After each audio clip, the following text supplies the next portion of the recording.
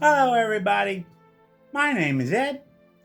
I'm in my armchair, and the smoking lamp is lit. And guess what I'm smoking today? My favorite pipe. And this is a special favorite pipe because of all the pipes I have, and there's more than 10. This is the first duckbill pipe that I've ever had. This is Briar Blues 2019 Pipe of the Year, made by Radici, but is modeled after this Costello Shape 55.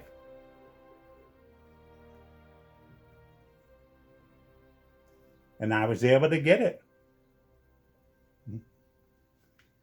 from London calling Simon. Simon, I got it from Simon. Sorry, Mark.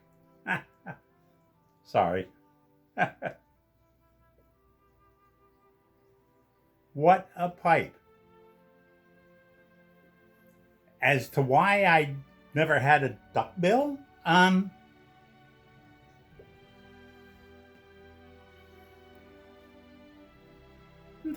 it's an okay shape, or I thought, until I got this and been smoking it. I love it, but as I said, at first I really didn't like the duckbill, but I kind of needed one just because it was a shape that I really did not have.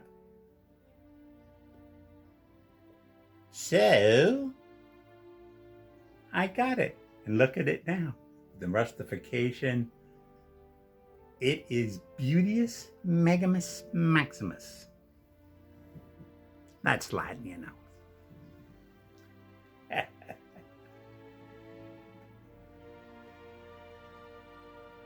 But this video is a VR to Jespiping. He has 1 million subs. Just incredible. Actually, 1,000,002. Doc and the Captain just subbed them. Incredible. What a nice guy. Always has a smile on his face, kind of like moi. But his question is about a favorite car, experience, story of them and stuff. So I'm going to be telling you about Ernie, their Vunder car. But first, me, Doc, and the Captain all got brand new tins of Old Dublin. I opened mine up. That's what I'm smoking here. But the lads just came in. So let's watch them opening up their tins. Welcome back. They were doing a little day drinking. Welcome back, guys. Did you see what we got? Yeah. Thank you, armchair. The Captain and I, thank you very much for this. Let's pop the tin.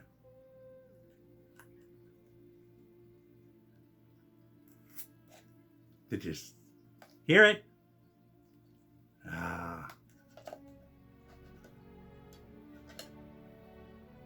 Oh, yes. This is fantastic. What do you think, Captain? Yes. Thank you, armchair. Yep, we're gonna pop the tin.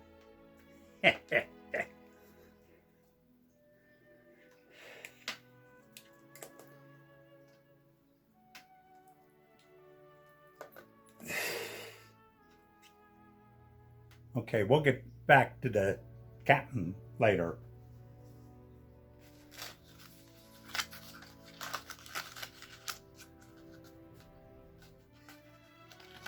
Get rid of the puck.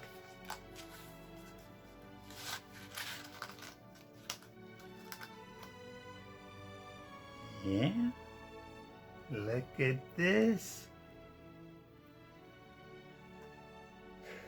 Still popping the tin.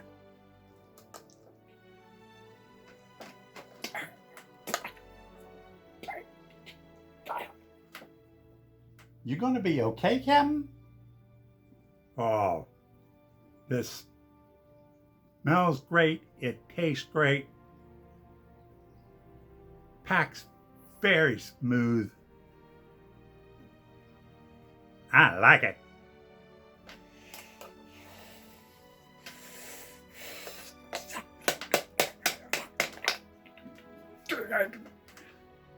Captain, you doing okay? We need a bigger hammer.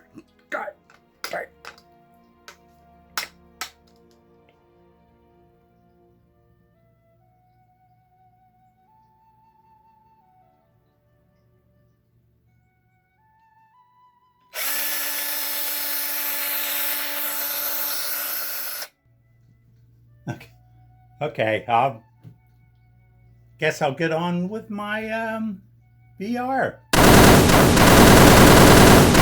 Ernie, der Vunder car.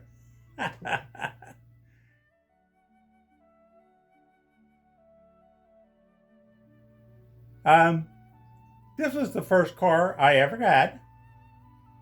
And if you can believe it, I was 26 years old at the time I got it. Didn't have a car before the Navy. Didn't need one in the Navy.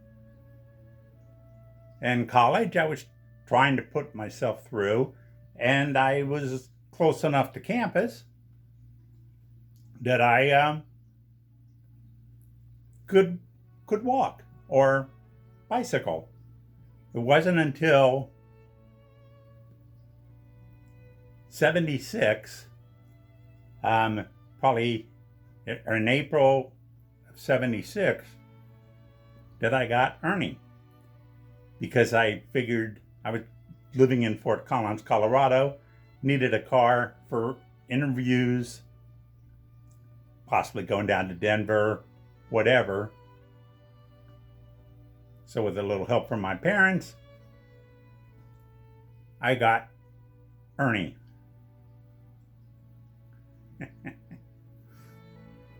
He was a Dodge Dart, 1967 Dodge Dart 318 convertible. Convertible is important. It already kind of had some rust, one small ding where they were in, and but it was perfect. I bought them for $325. I did know that I would have to buy a new battery, so, you know, had to kind of think in terms of about $400. But he was convertible, and a lot of you will not know about this, but around that time period,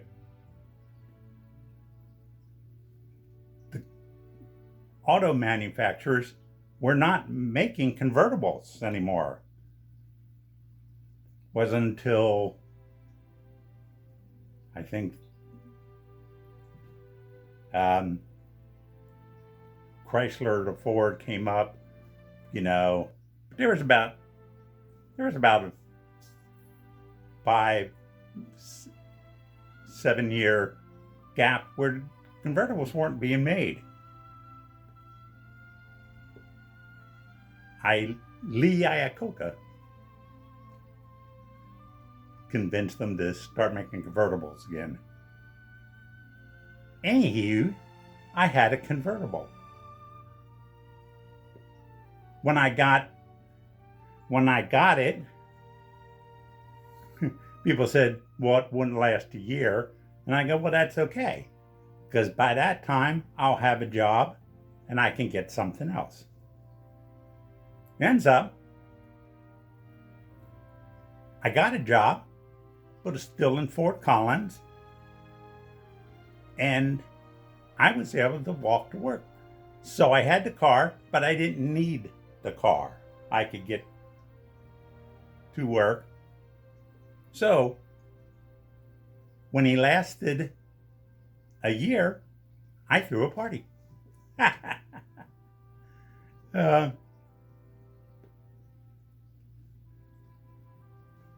Lasted another year, I threw a party. By the third year, I had purchased the house,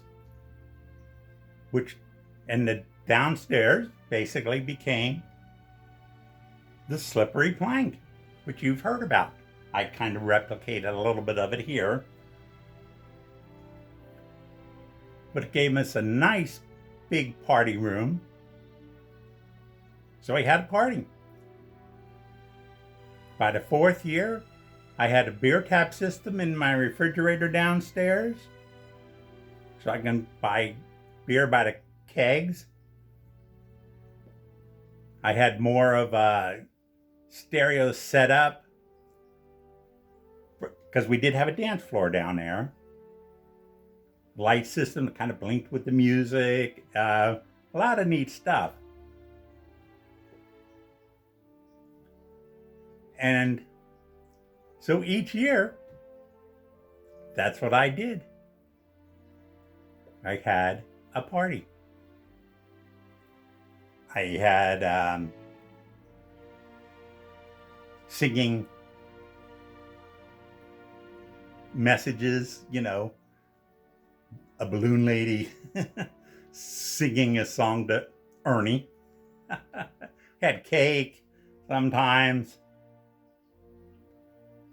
And the parties kept getting bigger and bigger to the point that I was, throwing a party maybe for 120 people throughout the night. I had a good friend was co-owner of the liquor store. So if a party was really getting going and we run out of money, or beer, we would just go over to the liquor store. He'd open it up late at night. We'd get another keg out and continue to party. So that was some of the party stuff we did with Ernie. We also had just driving around the Rocky Mountains with the top down. How incredible was that? Used to go often to Rocky Mountain National Park, go over to Continental Divide. Just beautiful. We took Ernie once all the way to Yellowstone. And believe me, Yellowstone, Grand Tetons, gorgeous, gorgeous, gorgeous place. You gotta go. I've gone quite a few times, although it's about a 8-9 hour trip from Colorado. But put the top down in Yellowstone. How fun. How fun.